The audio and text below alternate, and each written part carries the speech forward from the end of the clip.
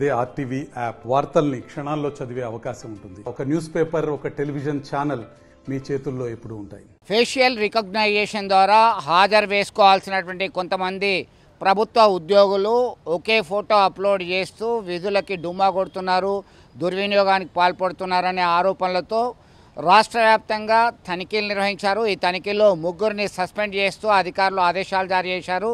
తాజాగా జగిత్యాల జిల్లా బుగ్గారం మండలం చెందాయపల్లికి చెందినటువంటి రాజయ్య అనేటువంటి పంచాయతీరాజ్ కార్యదర్శి ప్రతిరోజు ఒకే ఫోటో ముఖ్యమంత్రి రేవంత్ రెడ్డి ఫోటోను అప్లోడ్ చేస్తున్నారు.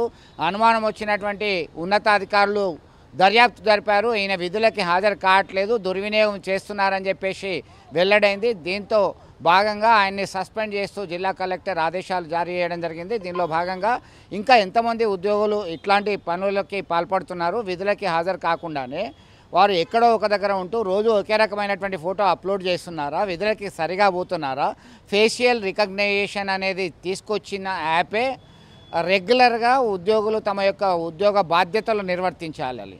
అలాంటిది వారి ఉద్యోగాలకి వెళ్లకుండా ఉన్న చోటు నుంచి అప్లోడ్ చేస్తూ పని చేస్తున్నట్టుగా నమ్మిస్తున్నటువంటి వైనంపై పలువురు విమర్శలు చేస్తున్నారు. దీన్ని ఖచ్చితంగా అమలు చేయాలని చెప్పి డిమాండ్ చేస్తున్నారు.